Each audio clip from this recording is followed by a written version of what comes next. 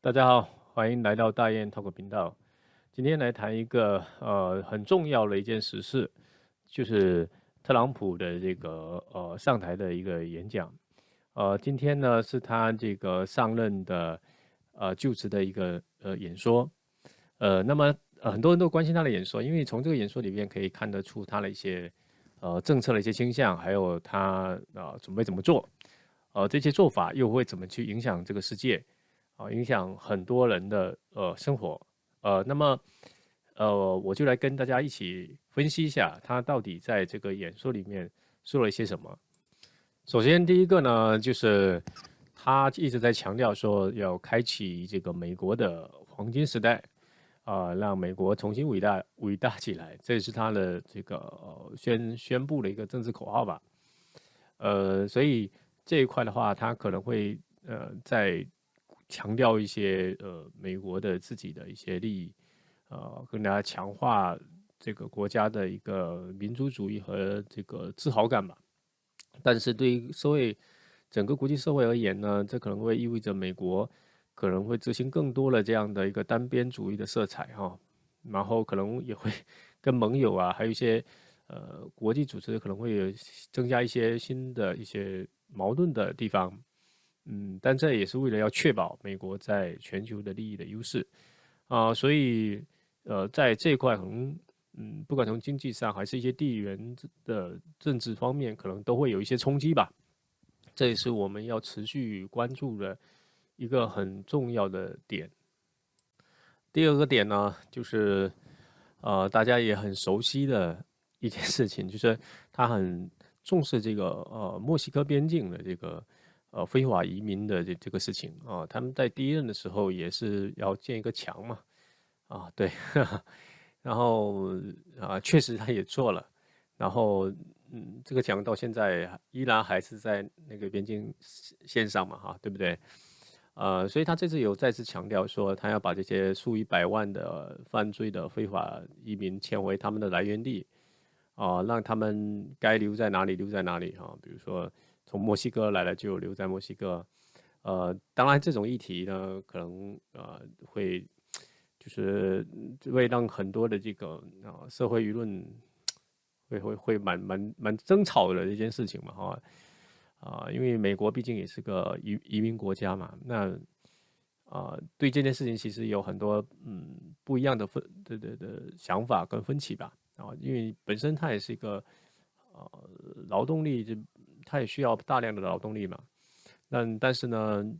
确实这种非法移民的话，对于美国的社会会有一定的冲击，所以现在他做这件事情也是会有很多的支持者了，当然反对的声音也很大当然怎么去寻找平衡这个就看他具体的这个实施的这样的一个办法，但是从他的上一任来看，他对这一块的就是做法应该还是比较肯定的因为之前确实也把这个墙给建了嘛，确实也做了一些措施包括他也有说要把一些已经进入美国境内的要把它遣散回去这可能对一些非法移民来说是个蛮大的打击吧。第二点呢，就是对于气候变化的这样的一个弱化吧，就是他本来也不是很 care 这件事情，所以他就觉得说这些东西其实蛮妨碍这个经济发展的，所以他觉得他反对这些绿色的一些新政吧包括一些电动车的强制令，所以他希望说继续恢复这个化石燃料的这样的一个生产，来降低这些能源的一些价格。所以这方面的话，可能对于很多在注重这个绿色变化转型的国家来说，是一个很大的冲击本来说的好好的，一下子又转到这个对另外一个极端去了，所以对，然后另外一个影响比较大的，可能就是这些大宗商品这种石油这些东西的一个价格因为受到蛮大的冲击的所以这些产油国产油国还有这些国际的油价都会面临了一个比较大的冲击与变化。这个如果你有做一些金融产品的话，我觉得你是要非常紧跟的这件事情当然，如果你不做这个，其实也还是要关注，因为其实这个事情，油价还关系到很多其他的这方方面面的东西的，不是只是那么简单的这个油价交易而已。然后另外一个就是对于新能源投资环境的这样的一个负面的一个影响吧。本来大家都是在全力的在做这个绿色技术的这个产业那这个时候，他来说这件事情，那么肯定会对这个绿色产业会有一些影响嘛？到底影响有多大呢？那还是要拭目以待继续观察它的一些具体做法吧。那么第4点就是非常重要的一点，就是它的这个加关税，也就是在上台之前他已经做了蛮多动作或者说法了就是他说我们将要做的就是不是对我们的公民征税让其他国家富裕，而是让外国来征税，让我们的公民致富就是其实也可以把它理解成是一个关税与贸易的保护主义的这样一个措施或倾向吧。期望就是减少对外的进口，增加国库的收入，来支持本土的这样的一个制造业。那么这个东西会产生什么样的一个世界型的一个影响呢？主要就是一个贸易摩擦的升级啦，就是对中国的这个出口依赖比较高的一些国家了，还有就是贸易相关的，跟美国有很多这种贸易交易的这样的国家，比如说中国呀，然后日本啊、墨西哥啊这些国家，其实都会蛮受影响的这个所以这是很重要的一点。当然，这个它也会影响到全球的这样的一个供应链让一些跨国企业会陷入一些关税的这样的压力很多工厂生产线它只能就是还是得被迫了转移到别的地方，因为你别看那个关税增加了，关税有的其实还是蛮猛的，因为很多这个工业的这种生产利润其实没有想象那么高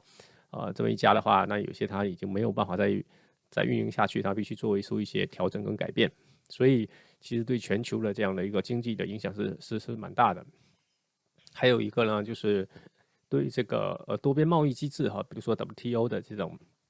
稳定性跟权威会有很大的一个考验那是不是有一些国家会去选择一个报复性的关税这个就会产生一个连锁的一个反应吧？我觉得这个也是蛮重要的一个点吧。第5个点呢，就是要把这个墨西哥湾改名叫做美国湾，来彰显美国对这个海域的一个主权。这个也是蛮有意思的其实它只是一个象征性的这样的一个东西吧，就是你改名其实不改变实质性的东西，但是这也可以看得出它的一个就是外交的一些策略所以它可能会增加这些地缘政治的一些冲突吧比如说这个墨西哥的拉丁美洲的这个国家对这件事情肯定是不高兴嘛，是吧？那后面会引起一些其他的什么问题不知道，但是确实就是会有一些矛盾吧。那么是否会激化一些其他的激进的一些态势这是都是有可能的第6个点跟这个有点类似就是他准备拿回这个巴拿马运河的这个算主权吗？还是什么？就是他就想觉得说，巴拿马运河是美国付出了很多才能拿到的东西，现在就是拱手让给别人，然后怎么样？所以他现在准备把这个巴拿马的这个运河的控制权拿回去是不是主权不知道，但起码他是想控制这个区域所以将会造成这个巴拿马运河的这样的一个未定所以那会造成国际航运的一个危机吧，因为这个巴拿马运河还是一个非常重要的就是这种航运的要道这个关系到很多的整个世界贸易的这样的一个事情，所以可能因为这件事情的话，整个世界的这个航运价格都会做到，就是会受到蛮大的冲击，包括它会间接影响到其他一些商品的一些价格这一点也是值得作为一个投资者了吧，你也靠去仔细的去看这个问题。